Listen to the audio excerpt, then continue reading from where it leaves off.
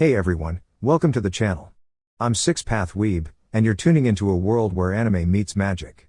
Today, we're diving into a fascinating fanfic topic: what if Naruko Uzumaki had been sent to Hogwarts? Before we get started, just a quick disclaimer: the content on this channel is purely for entertainment and discussion. I do not own any of the anime footage you'll see in my videos. Credits go to the original creators and copyright holders.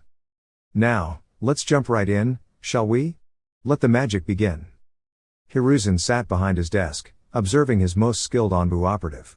The Anbu wore the usual attire, though the white cloak symbolizing her status as one of the captains in the division was missing. It wasn't as if the shinobi of Konoha didn't know who she was. A single glance at her mask was enough for even the youngest Genin to recognize her rank as a captain. The white porcelain mask was adorned with 3 crimson whisker marks, red pointed ears, and a single red line that formed a faint smile. This was Kitsune, a living legend, her fame rivaling that of veterans like the legendary Sannin, Kakashi of the Sharingan, or the White Fang. Spiky blonde hair peeked from behind the mask, and cold, cerulean blue eyes shone from beneath the porcelain, making most who met her gaze shiver in awe. But Hiruzen was unfazed. Instead, he smiled at the young warrior and lifted his pipe. Without a word, she snapped her fingers and lit it for him, earning a wider smile from the Hokage. "Relax, Naruko-chan. Please, take off your mask and sit," the old man began, gesturing to the free chair in front of his desk. Naruko complied, removing her mask to reveal a youthful face, no older than 11, and wearing a bright grin. Her eyes, which had been colder than glaciers moments ago, now shone with warmth and mirth. "What's up, old man? Ready to hand over the hat?" Naruko asked, sitting comfortably in the chair and kicking her feet up onto the Hokage's desk, causing the man she saw as a grandfather to chuckle softly. Had there been anyone else present or had the Hokage not asked her to remove her mask, Naruko would never have been so casual, but behind the closed doors with her mask off, they were family, not leader and subordinate. "Not yet. You're still too much of a brat to even be considered for the position," the Sandaime answered with a smirk, making Naruko puff out her cheeks in frustration. "Like I'd ever accept. That position is for old men who are too tired to fight," Naruko muttered, only to flinch when she felt a sudden, overwhelming pressure radiating from Hiruzen. She immediately became tense, almost apologetic. Maybe I should remind you of your manners," the old Sarutobi said, his voice light but filled with a certain playfulness as a large, warm smile spread across his face, contradicting the serious aura he was sending out. "And no, I think I remember now," Naruko stammered, her legs tensing in case she needed to bolt. The pressure soon dissipated, and she exhaled in relief, not even realizing she had been holding her breath. Good. Now, there's something quite important I need to tell you," Hiruzen began, his tone shifting to one of serious concern. Naruko's playful expression faded as she shifted her full attention to the Hokage. "7 years ago, when you were just 4, and I told you about the Kyuubi and your heritage, I left out an important detail," Hiruzen continued, his voice softening. Naruko tilted her head, puzzled. "What do you mean?" She remembered that day vividly. After being chased by a mob of villagers, she had gone to the Hokage's office to tell him what had happened. Hiruzen had made a decision then, one that would shape her future. He had trusted her with a significant responsibility, entrusting her to join Anbu, where she would begin her training. In return, he promised that when she was ready, he would reveal the truth about her parents. "Your parents had many enemies, and because of that, I couldn't tell you who they were until you were strong enough," Hiruzen continued. "But I offered you a deal: if you joined Anbu and began your training with them, I would tell you the truth. If you waited until you became a Chunin, I would share it with you then. But there would be no going back on your decision." After much thought, Naruko had chosen to join Anbu, and the decision had forever altered her path. Hiruzen had proudly shown her a photo of her parents, Uzumaki Kushina and Namikaze Minato. Naruko had spent time processing this new information before Hiruzen explained the Kyuubi's role in her life, offering her the full truth. It had been painful, but it was better for Naruko to hear the whole truth from Hiruzen than to hear rumors from others, who might twist the facts into something far worse. Her parents' legacy, and the truth about the Kyuubi, had been a heavy burden. But it had been Hiruzen's belief that she could handle it, and he had watched over her as she grew stronger. Naruko had quickly proved her worth, breaking expectations and earning the respect of those around her. Whispers spread within the Anbu about the young genius, a prodigy who rivaled the 4th Hokage and even Uchiha Itachi. It was Itachi who became her mentor in her second year with the Anbu. While Kakashi, her first trainer, was like an older brother to Naruko, fun, laid back, and full of jokes. It was Itachi who helped her understand the world, teaching her discipline and responsibility. Naruko admired Itachi's calm demeanor, seeing in him a mentor who could answer all her questions with patience. She admired his way of thinking, and Itachi, in turn, saw something in Naruko that reminded him of a younger, purer version of his own brother, Sasuke. However, the peace of Konoha was shattered when the Uchiha clan was massacred. Itachi, Shisui, Hiruzen, and the three advisors were the only ones who knew the full truth of that tragic night.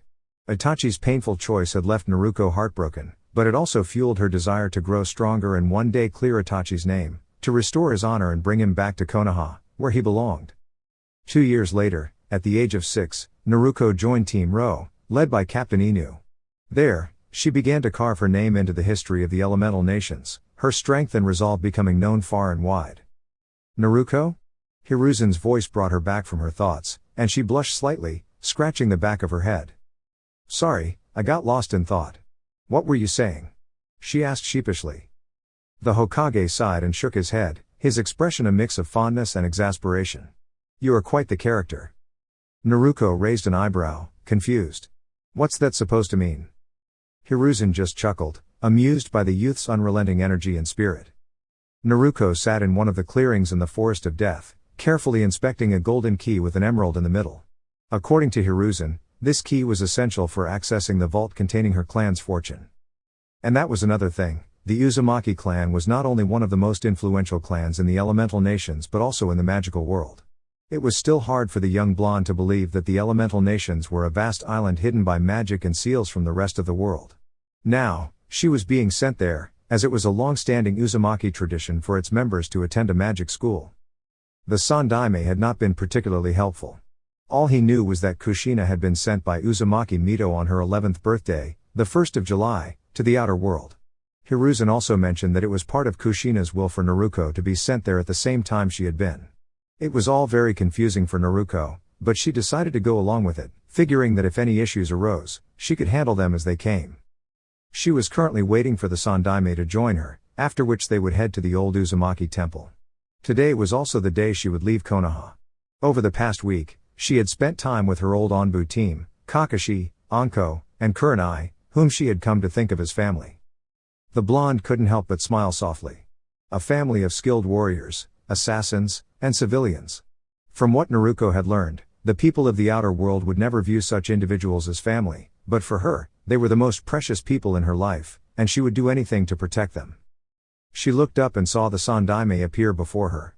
Extending her senses, Naruko was surprised to find no Onbu present. It wasn't that she couldn't sense them, it was just that the Hokage had come alone. No guards? Naruko asked with a small grin, rising to her feet and fiddling with the key. Hiruzen chuckled and began leading her toward the Uzumaki temple. Is there a need when you're with me? He replied. Besides, this is something that should remain between the two of us. No one else knows about all this magic stuff? Naruko asked, her surprise evident. Hiruzen shook his head. The outer world was something the Uzumaki dealt with exclusively. In Konoha, only I, Jiraiya, and Kakashi are aware. I know because Kushina and Mito-sama told me, but they were always rather secretive about it. Jiraiya and Kakashi know because they were so close to your parents. I see. And does the outer world know about the elemental nations? The non-magical world doesn't know, but the wizards do, though they don't know much, only that the Uzumaki clan originated from here. Soon, they arrived at an old temple, which, in Naruko's opinion, was in desperate need of repairs. They stopped in front of the double doors, and a sealing matrix appeared before them. A blood seal, Naruko murmured as she approached the door. She removed her Onbu gloves, bit her finger, and used a few drops of blood to activate the seal. After putting her gloves back on, she watched as the blood matrix spun before disappearing, causing the doors to open.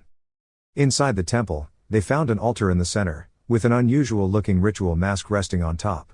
They walked over to the altar, standing for a moment before Naruko turned to the Sandaime with a look of mild frustration. Now what? She asked. Hiruzen sighed, then gave her a reassuring smile. This is where we part ways, for now. When you touch this mask, you'll be transported to the Uzumaki residence in the outer world. So, I go there and what? Search for this magic school, or? How does this work? Naruko groaned, and the Hokage merely shrugged. I have no idea, he admitted with honesty. Mito-sama and Kushina never revealed to me what happened after they used this portkey, as they called it. Naruko sighed again, glancing at the mask. If there was one thing she disliked, it was going into something without any information. She had never been fond of such missions, and this one felt no different. She was about to head into an entirely new world with no idea what was expected of her. Fantastic. With a resigned smile, she glanced at the sandaime. All right then, keep that seat warm for me. See you, she said, grabbing the mask. In an instant, she vanished from his sight. The sandaime stood there for a few moments, chuckling softly. Good luck, Naruko-chan, he murmured. I know you'll figure out why all of us were sent there. Make your parents proud. With those words, the sandaime left the temple, sealing the doors behind him. Naruko decided she did not like traveling through a portkey. After grabbing the mask, she felt her world spin, much worse than when she used Sunshine for the first time. The sensation of vertigo overwhelmed her, and she blinked as the world around her blended together, stretching and retracting before coming to a stop. The blonde girl fell to her knees and had to use all of her willpower to avoid vomiting her breakfast. It took her a moment before the dizziness faded, and Naruko slowly stood up, looking around. She found herself in a large, beautiful garden, filled with flowers of many colors and plants of all kinds. She saw a forest surrounding the garden on both sides and behind her before noticing she stood on a cobbled path. For a moment, she debated whether she should walk out in the open, before shrugging and continuing forward. She felt the salty smell of the sea behind her and concluded she was either near a beach or on an island. Naruko began her trek through the garden, which seemed to stretch as far as her eyes could see. As the young Uzumaki continued, she couldn't help but marvel at the beauty surrounding her. Exotic plants, beautiful flowers in all shades, neat bonsai trees, and shrubs of various sizes and forms. It was magical, no matter how corny that might have sounded to the blonde. Every so often, the path would split, leading into different areas of the garden, where fountains, benches, sunbeds, and hammocks were set up. She saw a few ponds with fish swimming in them, but what surprised her most were the animals scattered around the gardens. Small, crimson foxes darted about, birds of all kinds nested in the trees, and pure white horses with horns lazily roamed near the ponds. Naruko finally began to realize that she truly was in the magical world that Hiruzen had spoken of. After some time, she noticed something in the distance. She narrowed her eyes, and her gaze widened. On a hill overlooking the gardens and forest stood a grand Japanese castle. It reminded her of the daimyo's palace, both built from white marble with black roofs, though this one was much larger. It looked like it could fit the entire population of Konoha inside. And it probably could, since the castle was designed to house the Uzumaki clan, one of the largest clans in the elemental nations, with a whole hidden village to themselves. Naruko decided to take a shortcut and Sunshine toward the castle's gate, where great wooden doors awaited her. Surrounding the castle was a thick and tall marble wall, which, unbeknownst to her, was also part of a barrier protecting the castle. Naruko walked up to the entrance, and an intricate sealing matrix appeared when her palm touched the wooden door. Her blue eyes darted around, trying to decipher the complex seal. Even with her knowledge of Fuinjutsu, she only recognized the blood seal, while the rest of the matrix was a mystery to her. Naruko bit her finger and grumbled under her breath at the Uzumaki tendency to use blood seals for everything. The matrix glowed green before spinning and vanishing. At the same time, the gates opened with a mighty boom, and the blonde, standing at attention, kept an eye out, making sure she was alone. She heard 3 pops before she pivoted on her heel, kunai in hand. In one swift motion, she faced the source of the sound and froze when she saw 3 humanoid figures standing before her, their heads bowed. Slowly relaxing, she pocketed her kunai and spoke warily. Who and what are you? One of them, the oldest by the looks of it, easily noticeable due to his well-kept gray hair and wrinkled face, stepped forward, his head still bowed. Naruko noticed all 3 wore crimson and white uniforms, with the Uzumaki spiral on their shoulders. My lady, we are the house elves of the Uzumaki family. My name is Ichi, this is Ni, and this is San. Naruko's sweat dropped at their names. We have been given these names by Lady Kushina, this explained it. And we are sworn to take care of the Uzumaki castle here on Avalon. Avalon? Naruko asked, frowning. You don't need to keep bowing to me. Slowly, they lifted their heads, and Naruko could see their happiness. My lady, you are too kind, Ni said with a large smile, and San nodded in agreement. Naruko sighed and began walking toward the castle's door. All right, I have some questions for you 3. Where are we? What are house elves? Are you 3 the only elves here? And is there a library here? Ichi fell into step beside her, starting to answer. We are currently on the island of Avalon, a small island off the west coast of England. This island has been owned by the Uzumaki family since Lord Merlin defeated the Dark Witch Morgan Le Fay. It is protected by countless charms and ancient runes to keep any non-magical folk from venturing near here. Non-magical folk? And who is this Merlin? Muggles are the non-magical inhabitants of this world. Lord Merlin was one of the first Uzumaki to venture into the outer world and became one of the most powerful wizards in history, Ichi explained, finishing his statement. San quickly ran over to Naruko's side and began speaking with a big smile. We, the House Elves, are loyal servants to our masters, whoever they may be. We carry out any orders they give us, and we will continue to do so until we are given an article of clothing, which grants us our freedom, San explained. Then why are you still here? Surely, someone must have given you clothes by now, Naruko asked, puzzled as to why the elves were still around. At this point, Ni joined the conversation. All the elves who work at the castle were set free by the Uzumaki family, but we all chose to remain loyal and continue serving the family out of gratitude for their kindness and for all they have done for the wizarding world, Ni shared. Naruko's curiosity was piqued. And what exactly have they done? She inquired. Ichi looked at Naruko with a surprised expression before lowering his head. Forgive my boldness, my lady, but you don't know what your family has accomplished? He asked, and Naruko sighed, shaking her head. No, I have been an orphan since the day I was born. There was no one to explain this to me. Until just a week ago, I didn't even know the outer world existed, Naruko confessed. The three elves gasped at this, their expressions filled with sadness at the story. Do not worry, Lady Naruko, said Ichi kindly, everything you need to know can be found in the Great Library. If you need any further assistance, we are here to serve. Naruko nodded, her smile softening as the idea of learning more about her family and the mysteries of the world filled her with excitement. All right, lead the way to the library. How many elves are there in total? Naruko asked. There are 30 house elves in total. Ichi and 9 others take care of the gardens. I and another 9 are responsible for maintaining the Great Library, the kitchen, and caring for the magical beasts on the island. Lastly, San and the others make sure the castle is tidy and look after the protective runes that shield the castle and the island, Ni explained. Soon, the small group arrived at a large room in the castle, where the elves excused themselves to return to their duties.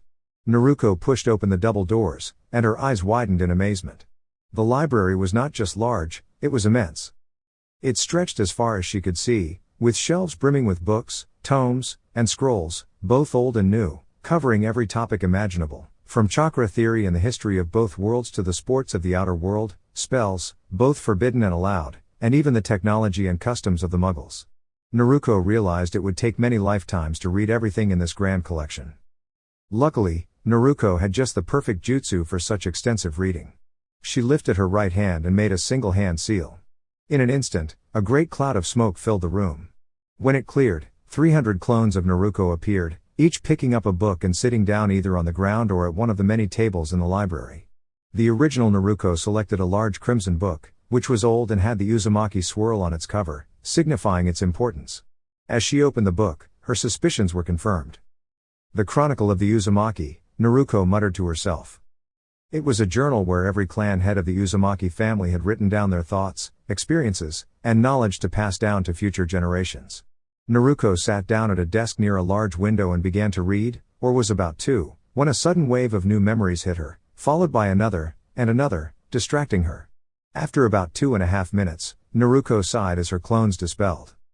Of course, they speak a different language here, and half of these books are written in it, she muttered. Naruko stared out the window at the gardens for a while, watching as a small elf carefully shaped a bush into the form of an owl with a pair of tiny scissors, making sure not to make any mistakes. Naruko's eyes shifted to the golden ring that Ichi had given her. It was a magically enchanted golden ring, made to fit her finger, with a beautiful ruby in the center featuring the Uzumaki clan symbol. She wore the ring on her left pointing finger, and its purpose was to summon the house elves, no matter the distance. Naruko gazed at the ring and infused it with chakra, causing the ruby to glow brightly as she spoke. Ichi. In an instant, the older elf appeared before her, bowing his head respectfully. How may I serve you, Lady Naruko? He asked. Naruko sighed softly at the formality but reminded herself that she would have to adjust to this new way of being addressed. I need help learning the language of this area. Could you bring me some books to help with that? she requested. Of course, I shall retrieve them for you, Ichi replied. With that, he vanished among the rows of books. Naruko waited patiently, observing the gardens once again, until Ichi returned with a large stack of thick books. The gray-haired elf placed them gently on the desk in front of her and bowed. Is there anything else, my lady? No, you are dismissed, Naruko said politely. Without another word, Ichi vanished, and Naruko turned her attention to the towering stack of books. Wordlessly, she created 14 clones, each of whom took a book and ventured deeper into the library. Great, now I just need to figure out how long it will take to read all of this, and then we can start looking for that magic school, Naruko muttered under her breath as she began to immerse herself in the study ahead. It was already dark when Naruko decided to head to bed. She was grateful she had sent 10 clones ahead to scout the castle earlier, so she knew exactly where the master bedroom was. Sun shining in front of the room, Naruko entered the large bedroom, which was twice the size of her apartment back in Konoha. She noticed a door on the left, leading to a spacious walk-in closet. To the right were stairs leading up to the clan head's personal study, which was now hers. In the corner of the room, there was another set of doors, leading to a large bathroom. After a quick shower, Naruko sat on her bed, the chronicles wide open beside her. At the moment, she stared blankly at the wall opposite her, processing all the information her clones had gathered that day. It was an overwhelming amount, almost a year's worth of knowledge packed into a single day, which would be too much for anyone else to handle. But Naruko had been conditioned since she was very young, and the healing chakra from the Kyuubi allowed her to process it all without any lasting harm. The worst she might get was a headache worse than if someone hit her with an iron hammer, but that rarely happened, especially when a large number of clones were dispelled at the same time. Naruko chuckled as she remembered how many times both Kakashi and Itachi had scolded her to be more careful and not push herself too hard. Her thoughts were interrupted by a knock at the door. She glanced at herself and, seeing she was still in her black shorts and blue shirt, she called out, "Enter." The door opened, and she saw Ni walk in with a puzzled expression. "Is there anything you need, Ni?" she asked. The elf shook his head and produced a letter from his uniform. Naruko took it, raising an eyebrow at the elf, who quickly explained, "An owl arrived a few minutes ago with this letter attached to its talons." Naruko nodded and examined the sealed letter. "Do you know what this is?" she asked.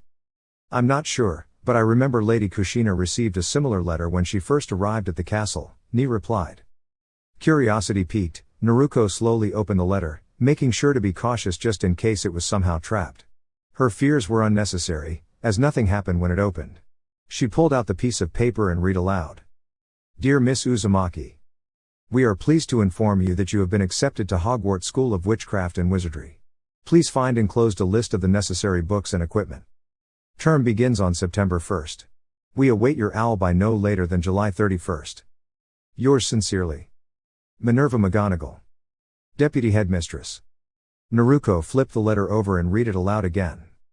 Uniform. First-year students will require 1.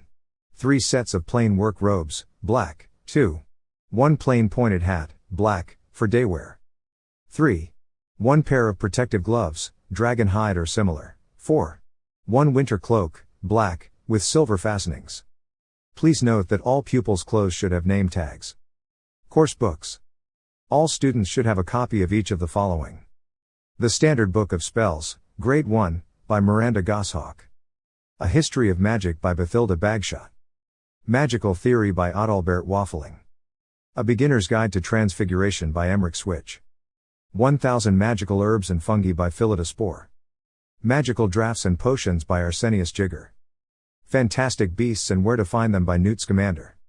The Dark Forces, A Guide to Self-Protection by Quentin Trimble. Other equipment. 1 wand. 1 cauldron, pewter, standard size 2 1 set of glass or crystal phials. 1 telescope. 1 set of brass scales. Students may also bring, if they desire, an owl, a cat, or a toad. Parents are reminded that first-year students are not allowed their own broomstick. Yours sincerely, Lucinda Thompson-Pocus, Chief Attendant of Witchcraft Provisions. Naruko hummed thoughtfully and then noticed a small notice paper inside the envelope. She took it, placed the letter back on the bed, and read the contents quickly. A small smile spread across her face. "Is everything all right, Master?" Ni asked, and Naruko laughed before placing the notice and letter back into the envelope. "Yes, everything is excellent. In a week's time, I'll be expecting a guest, so please prepare for the occasion. Ni's eyes sparkled with excitement before he bowed and left. Naruko yawned, sinking into the soft covers of her bed. She had a week to learn English, and the thought made her grimace as she closed her eyes and drifted off to sleep.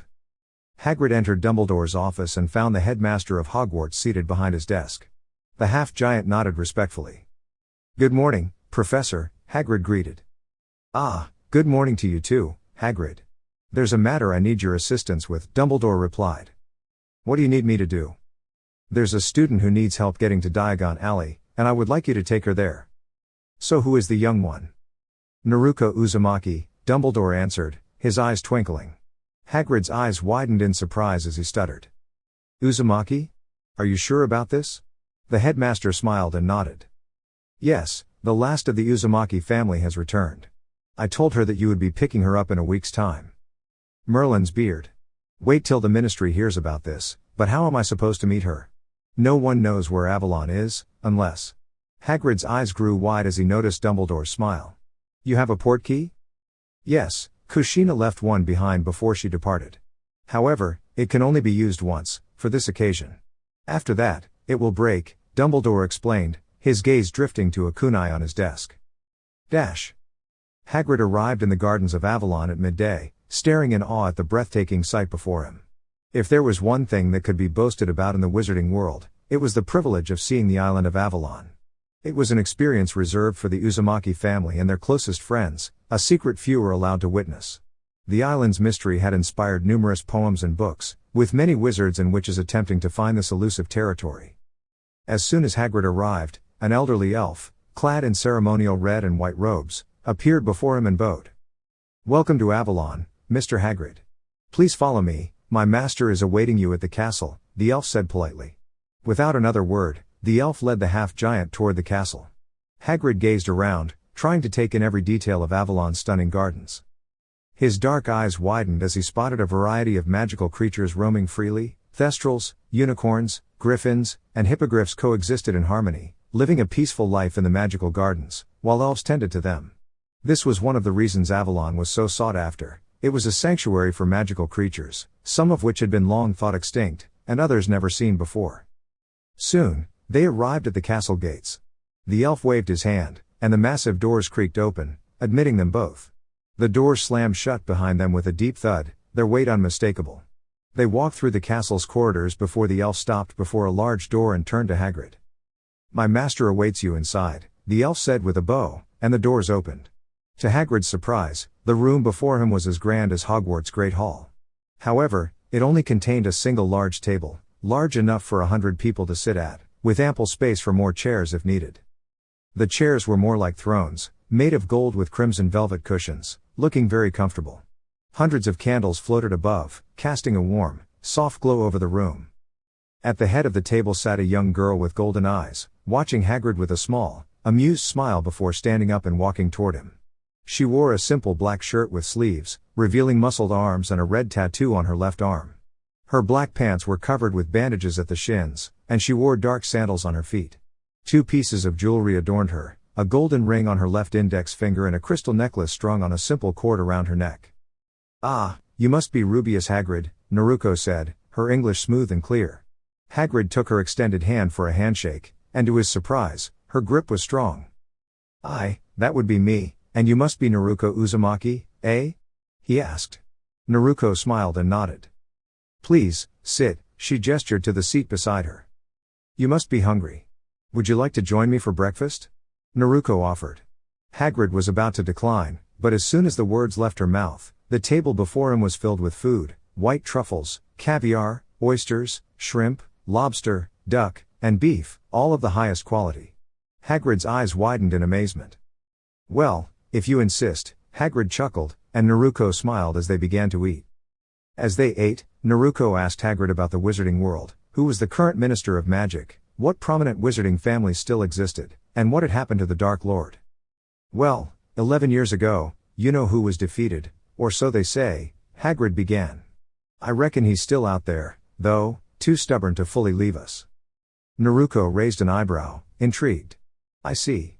That's an interesting perspective. Who defeated him?" Hagrid sighed and explained the events that transpired at Godric's Hollow, the tragic death of Harry Potter's parents, and the defeat of the Dark Lord. It's a shame that Lily was such a good friend to your mother, Hagrid added, catching Naruko off guard. You knew my mother? Naruko asked, her golden eyes wide with curiosity. She was a handful, to say the least. I remember when she first started at Hogwarts, she got into a fight with some 7th years over her hair, said it looked like tomatoes. It happened so fast, the 7th years ended up in Madame Pomfrey's office. The looks on their faces when they came out were priceless. No one dared to mess with her after that. Well, except for James Potter, of course. James Potter? Naruko asked, intrigued. Yep, the one and only. Those two had a fierce rivalry in Quidditch. But it didn't help that Kushina was fiercely protective of her best friend, Severus Snape. Snape? What house was she in? Slytherin. But she wasn't like the others, not at all. She didn't care for the whole blood purity thing. She was a different kind of person, Hagrid reminisced fondly. I never met anyone quite like her. So, how do we travel to Diagon Alley? Hagrid sat in silence for a moment before groaning. Blimey, that's a good question. Naruko blinked at the older wizard and gave him a disbelieving look. You don't know? The bearded man looked slightly uncomfortable, an embarrassed blush on his face. Well, if I remember right, Kushina came to Diagon Alley herself. Naruko sighed and summoned Ichi, who appeared instantly at her side. What do you need of me, Lady Naruko? Do you know how Mom traveled from out of the island? Yes, I do. There are only 3 ways to either enter or exit Avalon. One is through the use of portkeys. The blonde grimaced at the thought of having to use this method of travel. The second is through the use of the chariot of Morgan Miwennefer. The half-giant gasped at this, confusing the blonde. What is this chariot? The young Uzumaki asked. It is a legendary chariot that allows whoever enters it to travel wherever they wish in a few moments. It's one of the 13 treasures of Great Britain, a legendary item that belonged to the Uzumaki family for generations. Although Lady Kushina had destroyed it the last time she used it, the blonde groaned again. This sounded just like her mother. And how did this happen? It was the closest object in her area when her best friend, Miss Lily, told her how James Potter asked her out on a date. She then destroyed the chariot, ranting that Mr. James was not worthy of taking Miss Lily out. Of course she did, Naruko muttered and looked at her elf with an expectant look. And the last way of transportation? She asked, hoping for something as convenient. The last and preferred by many of the Uzumaki family is the use of the Ring of Outer World. Here, the elderly elf took out a silver ring with an amethyst atop of it and offered it to the blonde. It creates a portal to an already marked place before. The only drawback of it is that the travel is not instantaneous and depending on the range, it might take up to hours. Of course, for the people going through the portal, the travel is instant. I remember Lady Kushina calling it an imitation of Hiraishin, but I do not know what she meant by that, the elf said with his head lowered. Don't worry about it, I know what she meant, the blonde answered, carefully observing the ring that now found itself on her left pinky. Do you know how one uses it? Yes, the caster has to call out the name of the mark and a portal will appear. Sadly, there are only a few markers spread around the world. One that Lady Kushina used was called the Leaky Cauldron. I see, you're dismissed. The blonde turned to the still gaping giant and said. Shall we get going? Aye, let's go. Diagon Alley. At first, a small fire erupted in the air, in front of the two, before expanding into a rather large circle.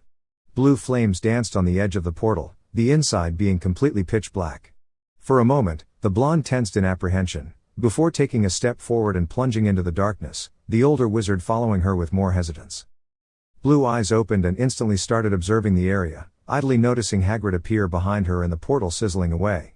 Naruko and the older wizard found themselves in a small, cozy pub, with wizards and witches sitting around, talking and chatting, giving the place a warm and welcoming atmosphere, that is, at least, until all eyes turned towards her.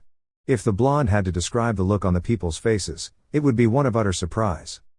Deafening silence filled the establishment until a single shout broke it. An Uzumaki.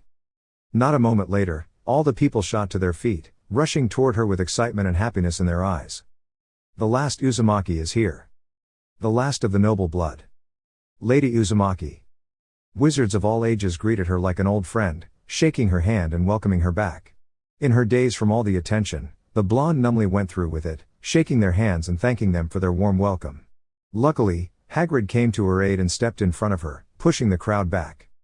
Ite, we are on business air, Give us some space. Come on, Naruko. Placing his large hand on the blonde's shoulder, he led her through the crowd, which kept their eyes on her the entire time until they went through a door that led to the rear of the bar. Once she heard the wooden door slam shut behind her, Naruko turned to the older wizard with a surprised expression. Okay, so any reason why everyone knew I am an Uzumaki? I don't exactly look like one, she motioned to her golden hair with a raised eyebrow. While she knew that once people heard her last name, they would be excited, she didn't expect everyone to instantly know who she was. The reason for their reaction was understandable, the blonde mused. Her family had, after all, been the ones to conceal the wizarding community from the Muggles years ago when the persecution against magical people was at its peak. They were, in a sense, the ones that saved them back in the day and gave them ways to avoid the non-magical people's sight. The same was true for most magical creatures.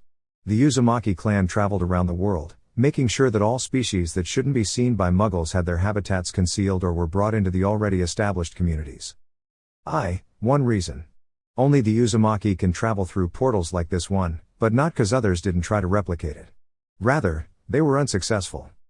The young Anbu sighed. Of course, the most convenient way of travel available would instantly tell all people around who she was. Well, it was still better than traveling by portkeys. Alright, pay attention now, that's how you get into Diagon Alley, the bearded wizard said and got her attention.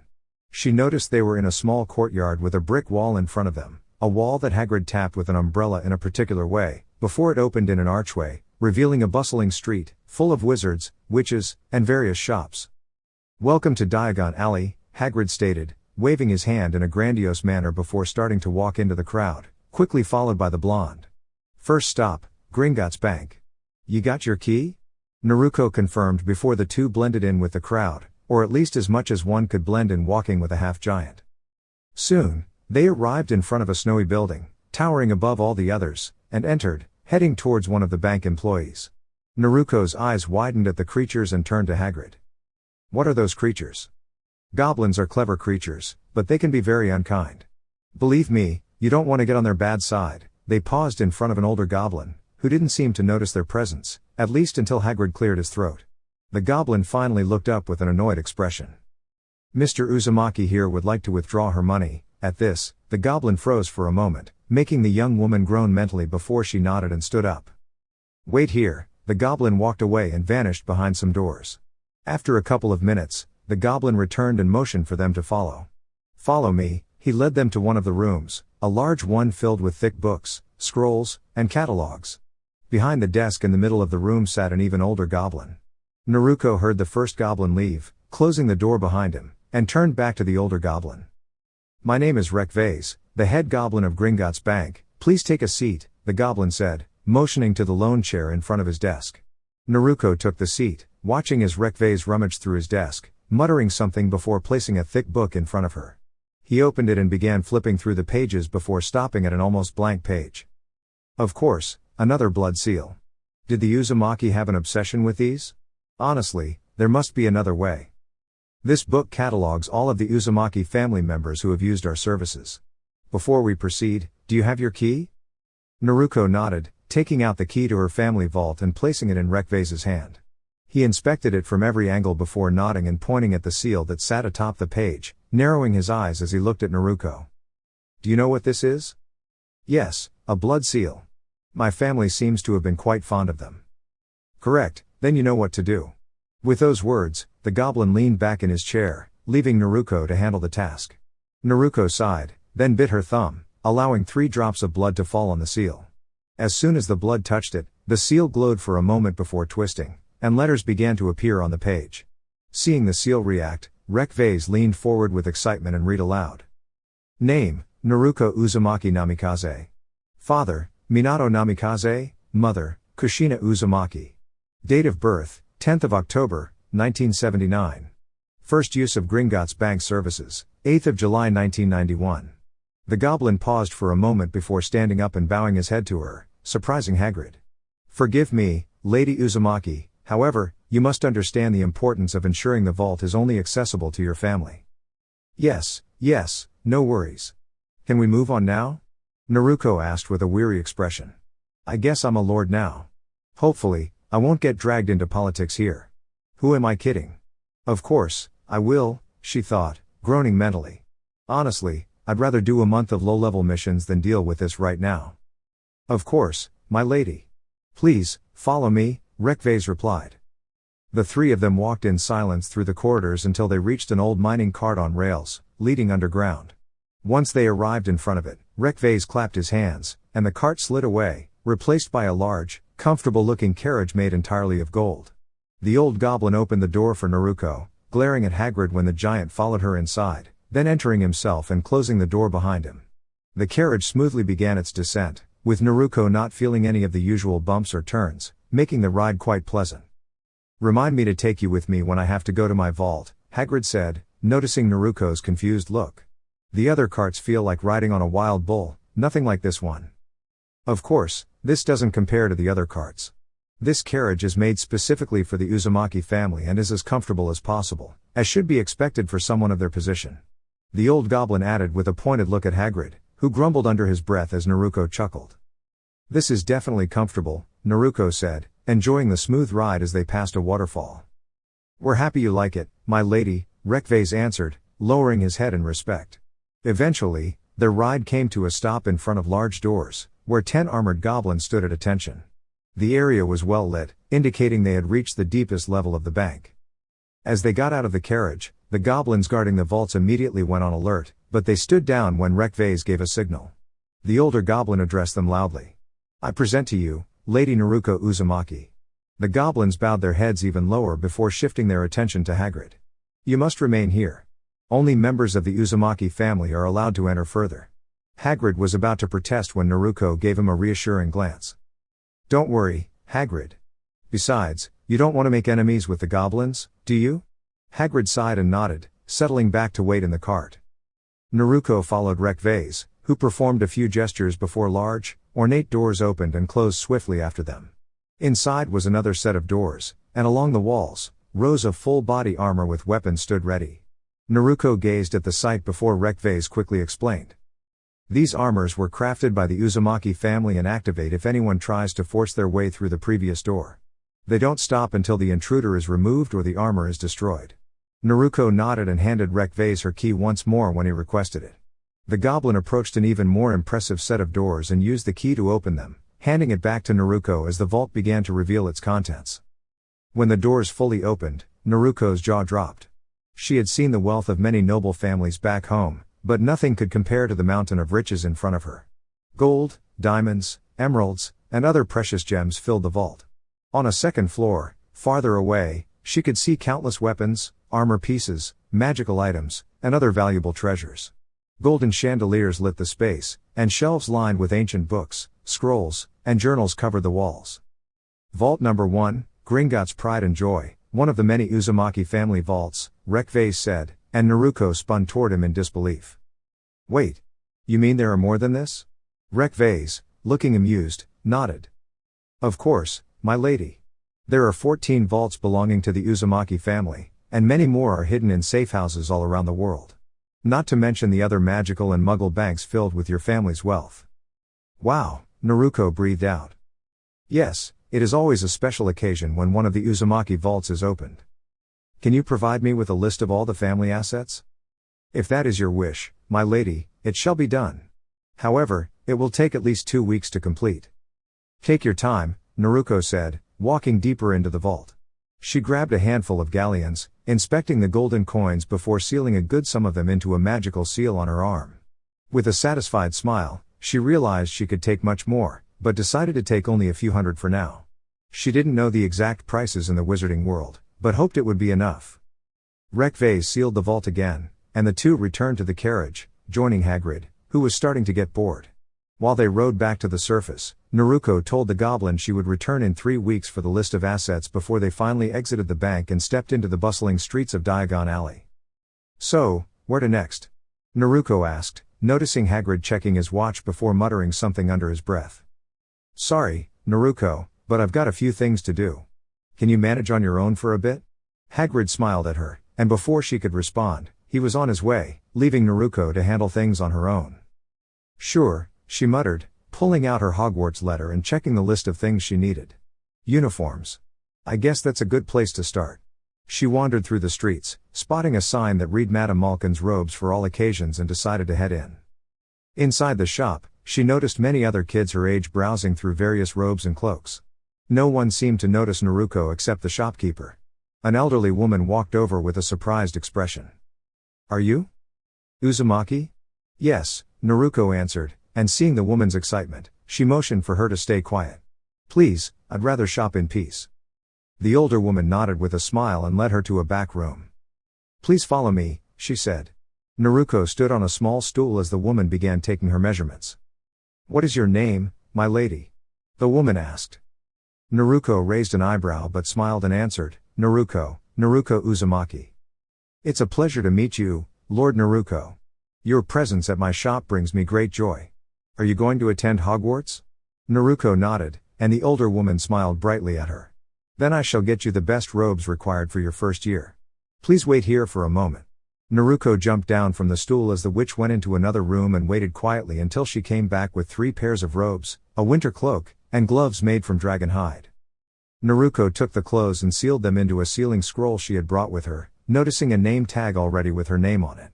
The blonde paid the woman, leaving a generous tip since she didn't have any sickles or knuts on her, and left the shop. She walked through Diagon Alley, eventually stopping in front of a shop called Ollivander's, having seen a child walk out of it with a wand and box.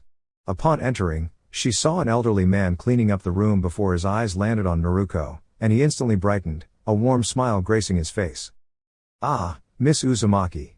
I thought I'd be seeing you soon. Come on, my name is Garrick Ollivander." The old man motioned for Naruko to come closer, turning to the wall filled with boxes. He muttered something under his breath, then picked out a box at random, placing it on the desk. The wizard opened the box and handed the wand to Naruko. "Red oak, unicorn hair, 10 inches, Ollivander said, looking at Naruko expectantly. "Give it a wave," he instructed with a somewhat demanding tone. Naruko did as she was told. Numerous boxes shot from the shelves, sprawling across the floor. No, certainly not." Naruko placed the wand back in its box, unsure if that was supposed to happen. A moment later, the old wizard returned with another box and handed it to her. "English oak, phoenix feather, 11 inches, Naruko waved it again, and all the lanterns in the shop burst into flames before Ollivander quickly put them out. No. Alder, dragon heartstring, 14 inches, Naruko waved the wand, and the windows broke, sending shards of fine powder everywhere. Naruko gave the wandmaker a sheepish look, and Ollivander quickly took the wand from her hand. For the next half hour, Ollivander handed Naruko various wands to try, only for them to cause more and more chaos in the shop. "So, why is this happening?"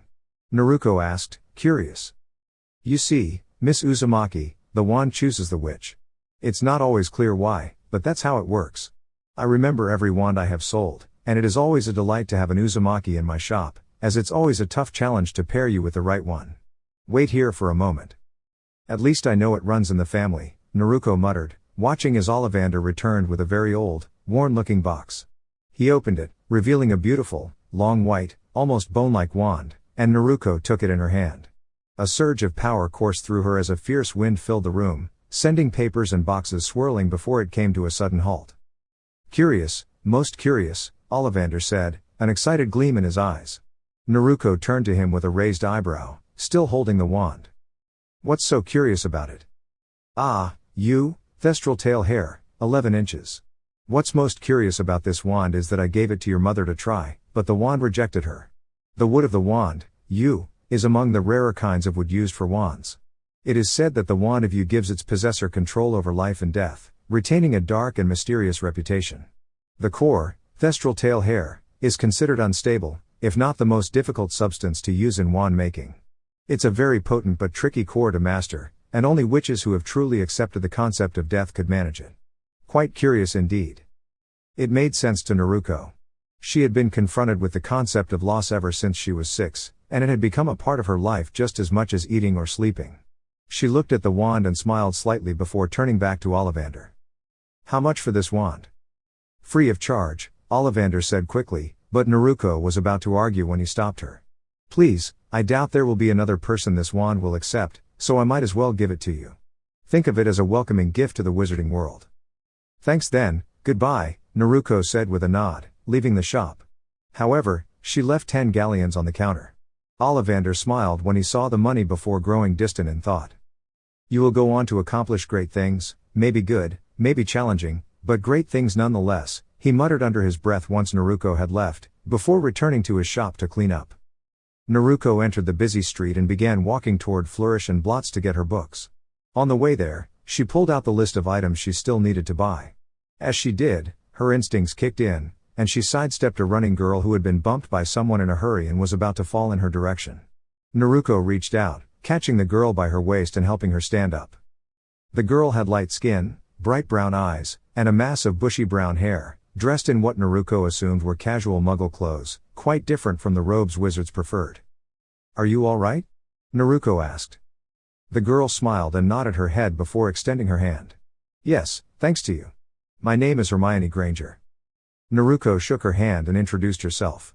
Nice to meet you, I'm Naruko. Where are you going? I was going to Flourish and Blots to get my books. What about you? That's also where I'm headed. Want to go together? Naruko asked, and when the girl nodded, the two entered the bookstore. It was surprisingly not as crowded as the other shops. Flourish and Blots was filled with books, shelves upon shelves lined the walls, from ceiling to floor. The books came in all sizes and varieties. The two walked over to the counter, where a wizard was placing books on the shelves. The man noticed the young customers and turned with a bright smile. Welcome to Flourish and Blots, how can I help you today?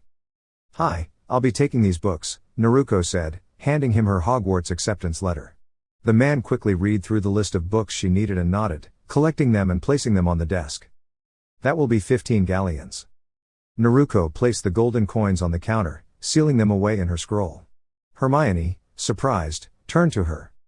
How did you do that? That's a sealing scroll, Naruko explained.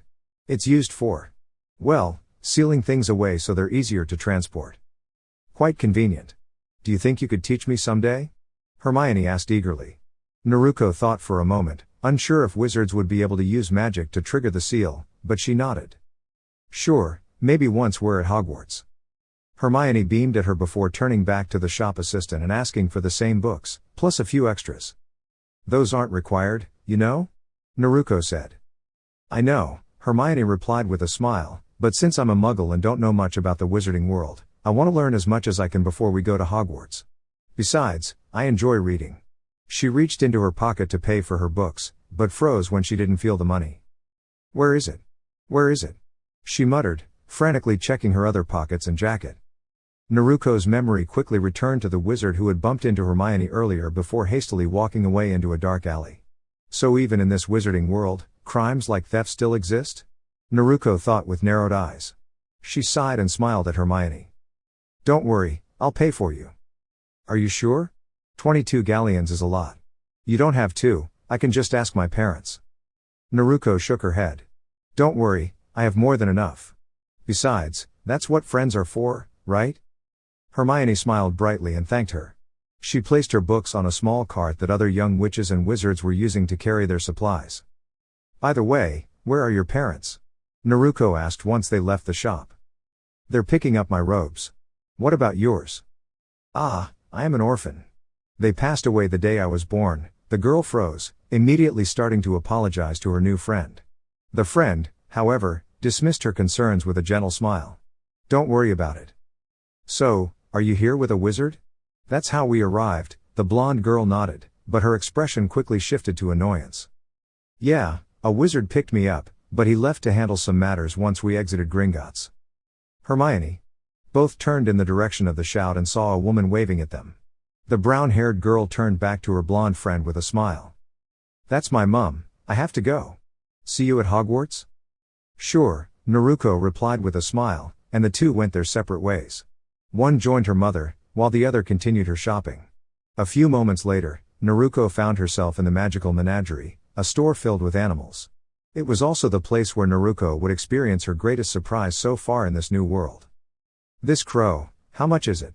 Naruko asked, pointing at a crow with a red eye and a 4-pinwheel pattern. The older witch, who wore glasses, glanced at the crow and hummed thoughtfully. 20 galleons. It came in about a week ago. Never seen a crow like that before. It might be an undiscovered species, she replied, raising an eyebrow when the crow landed on Naruko's shoulder. Now, That's a first. It hasn't shown any interest in anyone before you. Naruko nodded and paid for the crow before leaving the shop, the bird still perched on her shoulder. As she walked through the bustling street, she vanished in a blur, appearing atop a nearby roof without anyone noticing. "Okay, what are you doing here?" Naruko asked the crow, who tilted its head before cawing in response. Naruko could feel a slight disruption in her chakra system but resisted the instinct to dispel the illusion. She was relieved she had held back. Moments later, a message echoed in her mind in the familiar voice of someone she thought of as an older brother. "The crow has helped me on many occasions. I sent her to you as a gift and as a way to keep you safe. Farewell, Naruko." The illusion faded, leaving Naruko even more puzzled than before. It didn't make sense. How did Itachi know about the outer world? And how did the crow end up here? Unless... Naruko muttered as she unsealed the Uzumaki Chronicles. She decided to read it from the beginning, even though she had been eager to read her mother's part. Now was the time to uncover the answers. 10 minutes later, Naruko was both annoyed and relieved.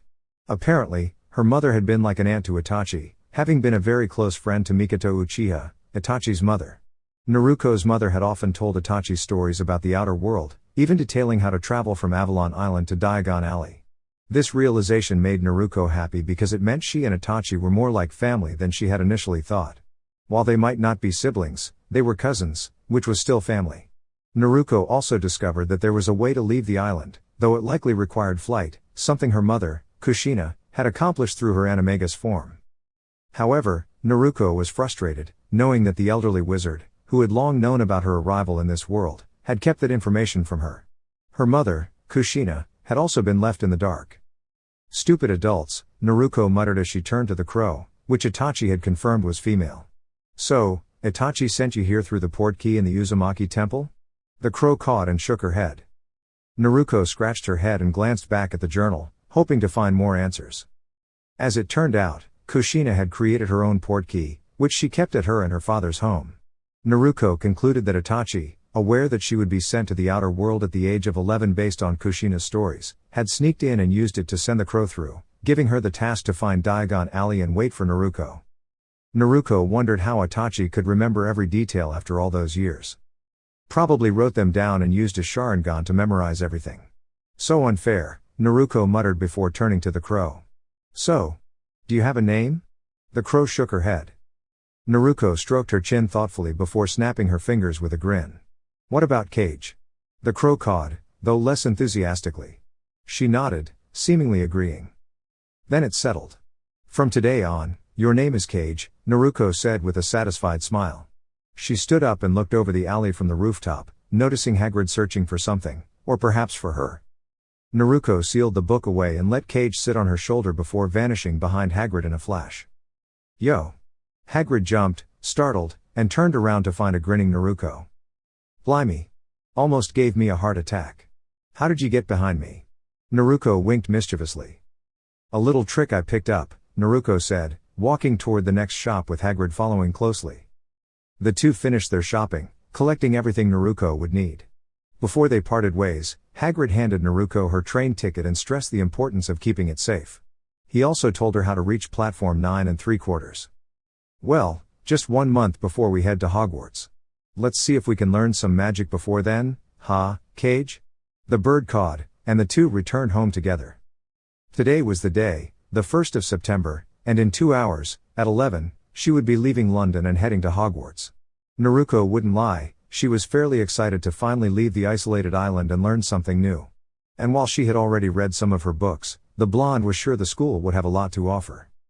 After eating breakfast and assuring her house elves that she would be fine on her own, Naruko appeared in the leaky cauldron through the use of her portal. She was welcomed the same way when she came here last time with Hagrid but quickly excused herself and left the pub, entering the busy streets of London and blending with the crowds. It was about a 30-minute walk from the leaky cauldron to King's Cross, but Naruko had decided to take it easy and see what the Muggle world looked like. She was amazed by the amount of people on the streets, but what she found more curious were the cars. She had read about them and seen them before, but even so, she couldn't help but stare at them. People would be fascinated by such technology back home. For a moment, the blonde thought about taking one and sealing it away or at least finding blueprints for it, but then decided not to. For Naruko, this whole outer world business was like an overdue vacation, and she decided to just have a good time while here. She had been working in Onbu for 7 years, including the rigorous daily training that was more akin to intense practice, so she felt she deserved some rest. Back in Konoha, as a member and then captain of the Onbu Team Rho, Naruko had hardly any time for relaxing. If she wasn't on a mission, she was either in the hospital, standing guard in the Hokage's office, or training. So, in her opinion, this was the closest thing she would get to a vacation, even though she was going to school. No missions, no danger, no power-hungry enemies. Just me and magic. It's going to be wonderful, Naruko thought with a smile and turned a corner, entering an alley. She blinked. I don't think this is the right way. Naruko took out a map she had prepared yesterday. Well, look what we have here, boys. Naruko looked up from her map and saw 5 young adults standing in front of her, blocking the path. A rich girl, look at her jewelry and clothes, one of them sneered. Naruko glanced at her white button-up shirt, black pants, and brown shoes, along with her open black jacket, jewelry, 2 rings, and a necklace. She wouldn't say the clothes were expensive, but then again, she didn't exactly know how much they cost, as Ichi had acquired them for her. On the jewelry part, however, Naruko had to admit, it was pretty expensive. The first Hokage's necklace alone was worth a fortune, and she guessed the 2 rings weren't much cheaper either. Alright, kid, hand over your jewelry and money, or else, one of them said, stepping forward and putting his hand in his pocket. Or else what? Naruko asked with an amused expression, chuckling when they glared at her. It was funny, ever since coming to the Leaky Cauldron for the first time, Naruko had come into the Muggle part of London twice, both times at night, to see if the Muggle-born people were any threat to her. The first time, she sent a cage bunshine, transformed into a random adult she saw on the street, and made it start a fight in a pub. The real Naruko, who had sat on the roof of the building, was surprised when it dispelled after only 2 minutes and smiled while going through its memories. It was a massacre. Her clone had bumped into some kind of group, 20 people, and handled them with ease. The Muggle civilians were just that, civilians, so even the greenest of Jinan would have had no trouble dealing with them, so for her, it was a simple task. Her attention snapped back when she heard the sound of a knife being drawn and saw the 5 people give her intimidating looks, or at least that's what she thought they were doing. Alright, I will give you one chance since I'm kind of in a hurry. Run along, or you'll regret this, Naruko said with a mischievous grin. For a moment, she thought they would listen, but sighed when she heard them laugh. Last chance, kid, one of them said and stepped forward, only to glare when Naruko gave him an unimpressed look. Come and get it, she replied casually. The first one rushed at her, swinging his fist widely. Naruko sighed and started to dodge his attacks, thinking about why the man didn't attack her with a knife, but figured he was probably afraid of injuring someone, using it only for intimidation. So, can we move this along? I have a train in about 40 minutes, she said. This only seemed to anger them more, and soon, Naruko found herself dodging and blocking attacks from all 5. Alright, enough, she muttered. With this, she ducked under a punch, delivered a hook, and sent one of them flying. She spun on her heel, caught a kick aimed at her back, and with a single jab, broke the attacker's stance before punching him in the face. The 3 others took a cautious step backward when they heard one of their friends cry out in pain. Come on, I don't have all day, Naruko said, beckoning them to come forth before deciding it was time she finished this. She ran to the one in the middle, delivering a powerful haymaker, sending him sprawling on the ground. She dodged another attack aimed at her throat and broke the wrist of the attacker, taking the knife from him. She parried a second knife aimed at her eye, quickly jumped up, and kneed one of them in the face. She avoided a punch aimed at her temple and quickly assessed the last person standing. Naruko ran up to them and landed a decisive punch to the person's nose. Well, that was fun. See you around, Naruko said and started walking out of the alley, only to stop when she noticed the dirt on her pants, more specifically on her right knee and knuckles. No worries, she shrugged and started her way toward King's Cross again, hoping to avoid any more alleys that weren't on her map. I'm going to be late, Naruko shouted as she rushed through the streets of London. How did I get off track? Navigating the city was far more complicated than finding a missing nin in a forest. How did Muggles manage to get anywhere on time in this city? In her attempt to get to King's Cross, Naruko managed to encounter 3 more groups of people trying to rob her, but unlike the first group, she had no time to deal with them. She simply blitzed right through them, leaving them stunned and unconscious in the alleys before resuming her journey. Even this didn't help when she found herself going the wrong way and couldn't figure out her exact location. In desperation to not be late for the train to Hogwarts, Naruko jumped on a nearby building and, with a better view of the nearby streets, quickly found her way before joining the crowds and heading toward the station. There it is. Naruko cheered when she saw the entrance to the station and ran there without hesitation. Suddenly, she heard someone shout at her, and her instincts kicked in. Watch out! Naruko saw a car coming in her direction from the right. Without thinking, she leapt at the last second, spun in the air, and landed on the sidewalk. She spun on her heel and waved in the direction the shout came from. Thanks. She grinned and made her way into King's Cross Station. She looked around, trying to find platforms 9 and 10 before spotting them and heading that way. She knew she had to walk through a hidden entrance between these two stations, as Hagrid had told her, but she wasn't entirely sure where it was. When she got close to the secret passage, she saw a family of redheads, with the parents bidding farewells to their sons. 2 of the older redheads walked through a wall, showing her the entrance. Without hesitation, she passed the remaining redheads and headed straight for the wall. She passed through it, and for a moment, everything went dark.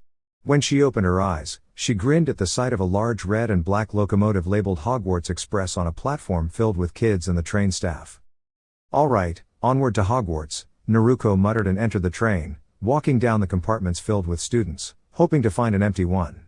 This one, she said, opening the sliding door and sitting down, stretching her back before unsealing her suitcase and placing it on the overhead rack. Now, what to do? She wondered silently, and her question was answered when the door to the compartment opened. A boy with black hair and glasses, wearing oversized clothes, peered in. Hey, are these seats taken? Nope, come on in, Naruko grinned and extended her hand for a handshake. Name's Naruko. I am Harry, nice to meet you. Harry sat down opposite the blonde and a short silence passed, followed by a loud whistle and the sound of the train starting to move. Harry, could be Potter. So that would mean our moms were friends, Naruko thought, looking out of the window before turning to the black-haired boy. So, you're a first year too? Naruko asked casually, trying to strike up a conversation. Yeah, I am. I'm so excited to finally go to Hogwarts and learn magic. What about you? Harry said with a grin. I've been waiting a month for today, I wonder what they will teach us, Naruko answered with barely contained excitement. While she had read the theory and learned a few basic spells, the blonde was resolute not to spoil all the fun with too much training. After all, if she came to the school and didn't learn anything new because she taught herself all of it, it wouldn't be as much fun. The doors to the compartment opened once again, and standing there was the youngest redhead Naruko had seen at the station. Hey, do you mind? All the other seats are taken. Sure, come on in. Thanks, the red-headed boy sat down next to the blonde and extended his hand. I'm Ron, by the way, Ron Weasley. Naruko, the blonde shook his hand, and then Ron extended his hand to Harry. I am Harry, Harry Potter. So her theory was indeed correct, he was a Potter. Naruko saw the redhead's eyes widen in amazement before he pointed to his forehead. So it's true? You know, the scar? Ron asked in a slightly hushed tone. Harry grinned, lifting his hair to show the lightning-shaped scar on his forehead. Wow, Ron muttered with wide eyes. Wicked. What about your scars? Are they even scars? Ron asked, turning to the blonde, who scratched the back of her head. They are birthmarks, no idea where they came from, though, well, she did know, but she wouldn't go telling them she got it from the spirit sealed inside her. Cool. Anything from the trolley, dears? An elderly woman asked through the doors Ron hadn't closed. Never had wizard candy, let's see, Naruko said, looking at what was available. No, thanks, I'm all set, Ron said with a grimace, showing the lunch packed by his parents. We'll take the lot, Harry said, taking out a handful of galleons, amazing the redhead with the amount of money he was carrying. Chocolate frogs? Naruko asked aloud, looking at the small blue box. They aren't real frogs, but it's the card you want, the redhead said with a mouth full of sweets. The blonde opened the box and saw a frog made of chocolate before it tried to jump away, but she caught it mid-air, making the 2 other boys look at her with wide eyes.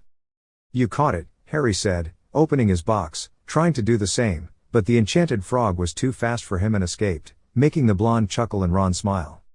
Hey, I got Dumbledore. I got about 6 of him.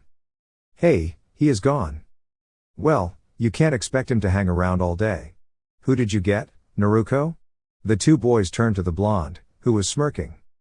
I've got Merlin. Nice, he's very rare. Very rare and I've got him, huh? I guess my luck is as good as always, Naruko thought, putting the card in her pocket. The irony that the man was her ancestor wasn't lost on her. This is Scabbers, by the way. Pathetic, isn't he? Ron said, looking at the small rat eating the leftovers of some candy from a box. Just a little bit, Harry answered with a shrug. Well, he is a rat. Can't expect too much of him, Naruko said with a small smirk, making the rodent look at her oddly. Fred gave me a spell to turn him yellow, wanna see? Yeah. Oh, now you've got me interested, the blonde said as Ron took out his wand and cleared his throat. However, before he could start, a familiar girl walked up to their compartment. Has anyone seen a toad? A boy named Neville lost one? The girl asked. No? Ron asked with a confused look, and Harry shrugged. Hey, Hermione, good to see you again, Hermione looked at the blonde and smiled, before shaking her hand with her. Oh, Naruko, how have you been? She asked, taking a seat next to the blonde. Good, what about you? I've been good too. You two know each other? Harry asked, seeing them being all friendly. Yup, we met in Diagon Alley about a month ago. Holy cricket, you're Harry Potter. I'm Hermione Granger, and you are? She asked, looking at the redhead, who was stuffing his mouth full of another candy. Ron Weasley, he answered, his voice muffled, making the girl give him a slightly disguised look. Pleasure. What about the spell, Ron? Naruko asked with a small grin. Ah, right, he said, clearing his throat once again. You are doing magic? Well, let's see then, she said with an expectant look. Right, clearing his throat again, Ron began. Sunshine, daisies, butter, mellow, turn this stupid fat rat yellow. He waved his wand before the rodent squeaked and the box it was eating from flew away. Ron looked at Harry and Naruko with a shrug, getting one back from the black-haired boy while the blonde chuckled. Are you sure that's a real spell? Hermione asked with a slightly condescending look. It's not very good, is it? A small smile on her face annoyed the redhead, making him turn to Harry and give him a look, his eyes pointing at the bushy-haired girl. Of course, I've only tried a couple of simple ones myself, but they all worked for me, she said, taking out her wand and pointing at Harry's broken glasses. For example, Oculus Reparo. In a blink, the tape on the glasses bridge disappeared, and the black-haired boy was looking at his newly repaired glasses in wonder. Oh, nice work, Naruko congratulated with a grin, making her smile. Well, I would advise you to change clothes, we'll be arriving soon, she stood up and waved to the blonde. See you later, getting a wave in return, she turned to walk away but not before telling the red-haired boy he had dirt on his nose. Finally, they arrived at Hogwarts, or at least the blonde thought so. They were told to leave their luggage inside and come out, arriving at a train station. Somewhere in the crowd, she lost the other two boys, and before she could look for them, she heard a familiar voice call all the first years to her. First years, gather round. She saw the giant of a man that was Hagrid waving his hand and walked up to the man, who after a few moments, led them all towards a lake, on which coast were small wooden boats. No more than 4 per boat. The man shouted, and they started to board the small vessels before they started to magically swim forward. Naruko sat with 2 girls and a boy, whom she didn't know, but before she could talk to them, the boats turned around the corner of a large rock, and Hogwarts came into sight. Wow, Naruko muttered in pure amazement. There, in the distance stood an enormous medieval castle on a hill, lit with countless lights under a full moon. The beauty of the sight was further enhanced by the clear and starry sky.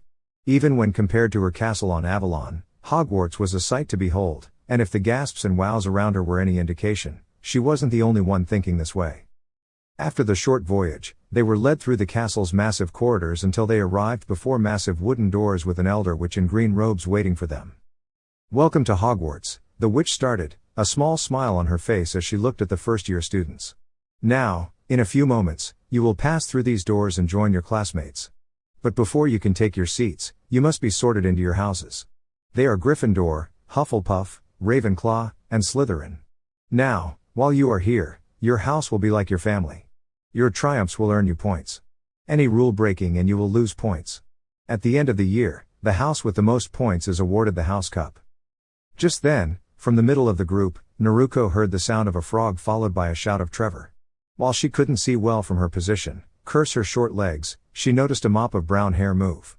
She heard some of the kids chuckle and giggle at the sight and noticed an exasperated look on the old witch. Sorry, a male voice said meekly before the witch started again. The sorting ceremony will start momentarily, she said before leaving for the doors in front of them, leaving them to wait. Not a moment later, she caught a boy talking about the Potters but ignored it, not like she could see what was happening at the front. But from what she gathered, hard as it was with some students talking loudly around her, Bracco or some name like that just introduced himself to Harry before insulting Ron for wearing second-hand clothes. Before long, the old witch came back, a piece of parchment in her hand, before leading them into the room behind the big doors. It was a large hall, filled with 4 very long tables on the sides, filled with students of various ages, while another table was at the far side of the room, where Naruko saw who she assumed were the teachers, with the headmaster in the middle. The room was lit by flying candlesticks and larger, metal bowls with a big fire in them, giving the space a nice, relaxing atmosphere. While they were walking towards the teacher's table, in front of which a wooden chair was standing, she looked up with amazement at the ceiling, which looked like the night sky. "It's not a real ceiling." Just then, she heard Hermione's voice to her left and turned to her. "It's just bewitched to look like a night sky. I read about it in Hogwarts, a history. Still, it's impressive. I wonder if I will be able to do the same with the ceiling in my room," the blonde answered with a grin. "All right, will you wait along here, please?" the witch said, waving her hand slightly in front of the wooden chair. "Now, before we begin, Professor Dumbledore would like to say a few words." As she said that, the old man with a long beard and dark purple robe stood up. "I have a few start-of-term notices I wish to announce. The first years, please note that the Forbidden Forest is strictly forbidden to all students." Well, that's one possible place to train, Naruko thought with a smirk. What? Even if she was off duty, she wouldn't let her hard-earned skills rust, and the forest sounded like a perfect place for a bit of privacy. "Also, our caretaker, Mr. Filch, has asked me to remind you that the third-floor corridor on the right-hand side is out of bounds to everyone who does not wish to face consequences." "Thank you," Dumbledore said before sitting down, and the green-wearing witch unrolled the parchment she was holding, gaining the attention of all the students. "When I call your name, you will come forward, I shall place the sorting hat on your head, and you will be sorted into your houses." "A hat?" Naruko muttered in confusion. "It's magical. I read about it. What house do you think you'll be sorted into?" Hermione asked in a hushed tone, getting a shrug from the blonde. "No idea, what about you?" "Ravenclaw doesn't sound bad." Hermione Granger. "Great, just relax, relax," she muttered and straightened her robes before getting a pat on the shoulder from the blonde and walking up to the chair. The witch placed the hat on her head. "Mental, that one, I'm telling you," Ron whispered, just loud enough for all the first years to hear. "Ah, right then, right. Okay, Gryffindor."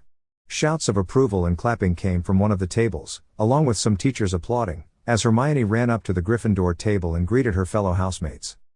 The sorting ceremony continued with many students being placed into their respective houses. Among the few the blonde recognized, Ron was placed in Gryffindor, and the boy named Draco was placed in Slytherin almost as soon as the hat touched his head. Harry Potter. The room fell silent before excited muttering between students started, all looking at Harry, hoping to get him in their house. The professors looked curious as well, and as all waited in anticipation, the black-haired boy sat down on the chair, and the hat was placed on his head. Difficult, very difficult. Plenty of courage, I see. Not a bad mind either. There is talent, oh yes. And a thirst to prove yourself. But where to put you? The hat pondered aloud, reading Harry's mind, while the boy muttered, "Not Slytherin." "Not Slytherin, eh? Are you sure? You could be great, you know. It's all here, in your head. And Slytherin will help you on your way to greatness, no doubt about that. No? Well, if you're sure. Better be. Gryffindor." If the previous applause and shouts of happiness were loud, this time it was thunderous. Among the noise, some of the other houses groaned with disappointment. "We've got the Potter. We've got the Potter." One of the 2 redhead siblings shouted toward the Slytherin table, while the other welcomed Harry at their table. "Silence, please," the older witch commanded, and soon the festivities died down. Yet the great mood at the Gryffindor table stayed, while the other houses, especially Slytherin, were still sour about it. Next, Naruko Uzu. Silence reigned as the witch read the name, confusing the students before she cleared her throat and started anew. Naruko Uzumaki. Disbelief, excitement, and shock filled the great room. Students buzzed about her even more than about Harry. The teachers sat on the edges of their seats, hoping to get a good look at the last Uzumaki, while Hermione and Ron, the two people who knew the blonde, looked in disbelief. "Hey, who is she?" Harry asked them with a lost expression. From what he heard from the other students, Naruko was as famous as he was, if not even more. "You don't know?" "No, I don't," Harry answered dryly, making Ron chuckle in embarrassment before Hermione answered the question. The Uzumaki are one of the most noble wizarding families, dating back to Merlin, who was their ancestor.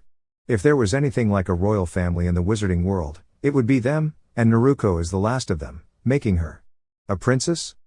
Wow, I didn't know she was so important. I wonder why she didn't tell us her full name. By the way, why are you surprised? Ron asked the bushy-haired girl. Didn't you meet her in Diagon Alley? Yes, we did, but she didn't tell me her last name back then. Silence, please. Silence. Finally, after the students calmed down, as much as they would, the witch placed the hat on the blonde's head. The room went silent as the hat spoke. It was quiet for a few moments before the hat spoke again, in a sheepish voice. Mind taking down your mental barriers? Ah, forgot about them. While the students found it strange that she had mental barriers at such a young age, the professors couldn't believe it. The hat was very powerful when it came to legilimency, so much so that one had to be a master of occlumency to even think about blocking the hat's mind-reading abilities. For a first year to be able to resist the hat's magic without effort showed how prodigious the blonde was. Unknown to all but her, Naruko wasn't using occlumency, but Fuinjutsu and Genjutsu to create an impenetrable defense for her mind, one that even the best of Yamanaka couldn't pierce. She had them ever since she became an Onbu captain, for by then she knew many dangerous village secrets that couldn't fall into the wrong hands. She lowered some of the barriers, allowing enough to be sorted into a house without revealing too much about her ninja life. Ah, now I see. Yes, courage unlike anyone else, braver than any person. A mind sharpened since childhood, smart and calculative, yes, yes. Loyal to the core, a promise like an eternal vow. Difficult, difficult. Ambitions beyond that of a simple person. You embody the core values of every house without fail. What to do, what to do. I think I know. Slytherin. Just as when Harry was placed in Gryffindor, this time it was the Slytherins who applauded and shouted with pride. While Gryffindor was slightly disappointed, Hufflepuff and Ravenclaw were completely sad. All of Slytherin was thrilled. Let them have Potter, they had someone better, and before long, someone said it out loud. Ha! We've got the Uzumaki. We've got the Uzumaki. Yes. The mood at the Gryffindor table turned sour, with some of the older students muttering something about bad luck. Harry listened with a frown, feeling as if he had failed. Don't worry about it, mate. You're 5 times better than any Slytherin, even the Uzumaki, Ron said, placing a hand on the black-haired boy's shoulder.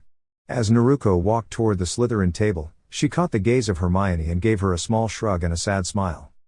As soon as she sat down at the table, she was swarmed by her fellow first years, followed by the older students.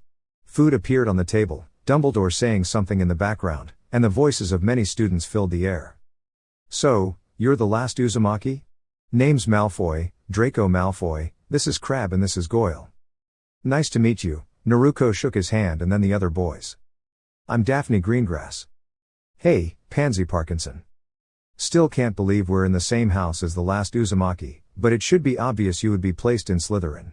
It's the best house after all, Draco said with a proud smile, all of the others agreeing with him. Really? What do you think about the other houses? Naruko asked with an amused smile. The blonde found it funny. From her perspective, it was like looking at a group of children arguing about which candy is the best. It put things into perspective for her. Even though she was their age, she was far more mature than them. Well, Ravenclaw is not bad, they're smart, but the other two? Please, Gryffindor is for those who are strong only in groups, and they also have the least of purebloods. Hufflepuff, on the other hand, is a house for those who weren't accepted anywhere else. So being pure-blooded is required to be a part of Slytherin? No, but the purebloods are better than half-bloods. Don't even get me started on Muggle-borns. Oh, you know, I'm a half-blood? The blonde said with a smirk, making all the eyes around her widen at the fact that Draco had insulted her so blatantly. Well, but... you know. I mean... Draco tried to backtrack, only to make the blonde laugh and wave it off. Don't worry about it, I don't care, really? You don't have a problem with non-purebloods? Daphne asked, surprised. Nope. I mean, no one can control where they're born, right? So, why judge someone for that? Naruko answered casually. By the way, who are your parents? Pansy asked curiously. My mother's name was Uzumaki Kushina and my father's name was Namikaze Minato. Namikaze Minato? Goyle asked, unsure if he should recognize the name, only for Draco to shrug, also unfamiliar with it. Wow. You're Lady Kushina's daughter? She's my childhood hero, Pansy said, her face lighting up with excitement. How is she? Can I meet her sometime? Well, that might be a little difficult, Naruko replied, scratching her head. My parents passed away the day I was born. I'm so sorry, Pansy quickly apologized, her eyes wide in shock. The others also reacted with surprise. It's okay, Naruko reassured them. You grew up alone? Crabble asked, but was immediately elbowed by Daphne for the insensitive question. Not exactly, Naruko said with a smile. My godfather would check in on me now and then, and I also have my grandpa and 2 older brothers. I thought you were the last Uzumaki? Draco said, a bit puzzled, which made Naruko chuckle. I am. Neither of them are Uzumakis, she explained. How does it feel? Daphne asked with admiration in her eyes, making Naruko blink in confusion. What do you mean? Naruko asked. Being an Uzumaki, of course, Daphne continued, her eyes sparkling. It just feels normal, I guess, Naruko shrugged. Normal? You're like royalty, Daphne exclaimed. Really? I've never looked at it that way, Naruko replied, laughing softly. Seriously? Oh, man, Draco muttered in disbelief. Later, they were led to their dormitories, located in the dungeons beneath the Black Lake. The common room was spacious, with leather couches and chairs arranged around a warm fireplace. The dim greenish hue of the water from above lit the room with an eerie, yet calming, glow. After the first years were shown to their shared rooms, Naruko decided to spend the evening in the common room. She settled on a couch, dressed casually in a dark blue long-sleeved shirt and black pants, wearing slippers. Though most students had already gone to bed, Naruko wasn't tired yet and decided to review some school material for the next day. What are you reading? A voice asked. Naruko looked over her shoulder to see Daphne, her blue eyes gleaming with curiosity. Shouldn't you be sleeping, Daphne? Naruko asked with an eyebrow raised. I could ask you the same, Daphne said, sitting next to her with a grin. True. I'm just reviewing some of the basics for tomorrow, Naruko explained. Boring, Daphne muttered, leaning in to read alongside her. Didn't you say it was boring? Naruko asked, raising an eyebrow. Maybe I did, Daphne admitted, but it's better to prepare for the first day. They sat quietly, reading together, the only sound being the rustle of the pages turning. Soon, Naruko heard Daphne yawn and stretch. Feeling sleepy? Naruko asked, amused. Yeah, I think I'll head to bed, Daphne replied. What about you? I'll stay up for a bit longer. Don't forget we have to wake up early, Daphne warned, standing up. Sure. Good night, Naruko said, smiling. Good night, Daphne replied before heading to her room. Left alone, Naruko finished reading the chapter and finally decided to retire for the night. She slipped into her room quietly, her eyes adjusting to the darkness. She saw Draco and the others fast asleep. A quick hand seal later, and she was dressed in her pajamas and lying in bed, content. They could have at least gotten us better beds, Naruko thought, before drifting off to sleep. The next morning, Naruko woke up early, just before sunrise. It was the perfect time for a quiet training session. She slipped out of the castle and made her way toward the Forbidden Forest, dressed in a black sleeveless shirt, gray pants, and her ninja sandals. She wandered through the forest, searching for a good place to train. After some time, she decided to call on her familiar for help. A short pulse of chakra later, Cage, her crow, landed on her shoulder. Can you help me find a good clearing? Naruko asked. Cage cawed and took off, flying up into the trees to search. While Cage scouted from above, Naruko stretched and warmed up. She hoped to be ready by the time her familiar returned. An hour later, Naruko stood in a peaceful clearing, sweaty from her warm-up. It was the perfect spot, quiet, away from animals and people, with a stream nearby in case she got thirsty. Today, she decided to focus on hand-to-hand combat. She summoned a few clones to spar with and worked on sharpening her reflexes and spatial awareness. It was good training, reminded her that she wasn't invincible and kept her ego in check. As she rested under a tree, Naruko thought about the people she had met so far. Draco was interesting. He could become a friend, but only if he learned to think for himself and stopped blindly following his father's ideas. Crabble and Goyle were boring, they always followed Draco around. They were still young, though, and probably didn't want to lose Draco's friendship. Pansy could be a bit loud and irritating at times. She had a superiority complex, and it was hard to talk to her without the conversation eventually turning to family heritage, something Naruko didn't enjoy discussing. Daphne, on the other hand, was different. She was easy to be around and treated Naruko like just another person, not like the last of the Uzumaki.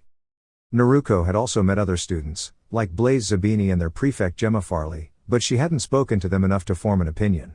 When she entered the common room, she had shaken hands with almost every Slytherin who wanted to meet the last of the noble blood.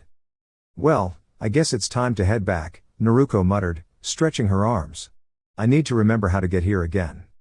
She walked back toward the castle at a relaxed pace, knowing that the first classes would begin at 9. She was curious to see what subjects they would have today, as they were supposed to receive their schedules during breakfast from their head of house. Severus Snape. She was a great friend with Mom. I wonder if she knows I am her daughter. After some time, she slipped into the common room undetected and headed for the showers. Once cleaned, she changed into fresh, yet the same clothes, and sat down in the common room, which was still pretty empty. No wonder, though, breakfast would be starting first at 7:30 and lasted till 8:50, so there was no rush. She felt a familiar presence behind her, but she continued to read her book on the history of Hogwarts.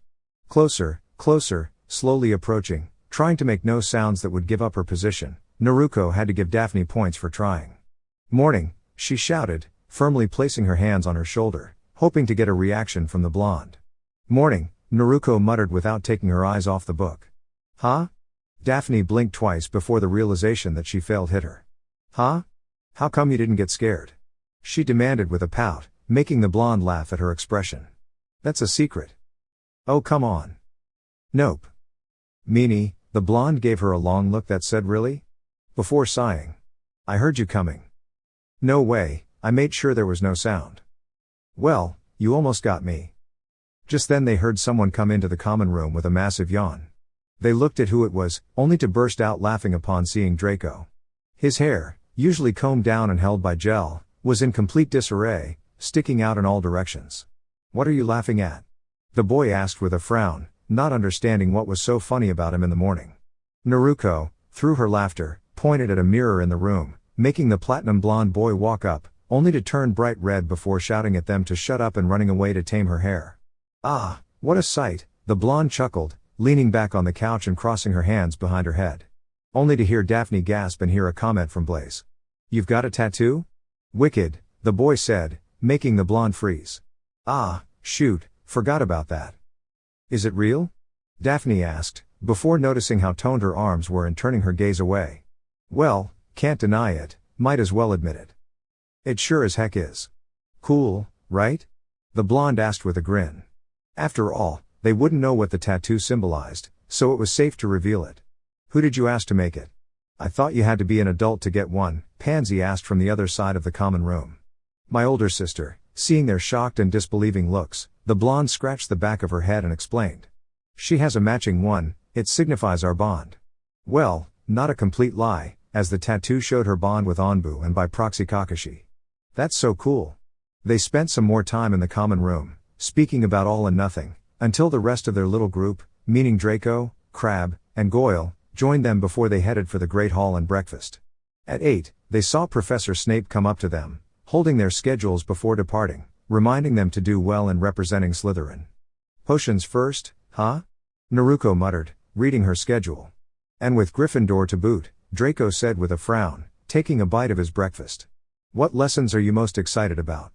Pansy asked the group, getting various answers before turning to the blonde, who hummed. "Charms and defense against the dark arts, I guess. Though, potions too seem very useful. Anyway, I'm going to the dorms, need to change before the classes. See you later." And with that, we've reached the end of this short but sweet journey. I hope you enjoyed the story and found it engaging, even if it was brief. Sometimes, it's not about how long the tale is, but how much heart is put into it, and I certainly poured mine into every word.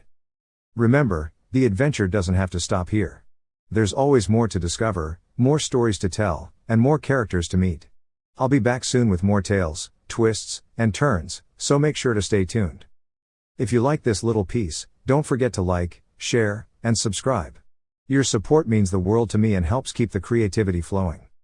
Thanks for reading, and as always, keep following the path of the Weeb. Until next time. 6 Path Weeb.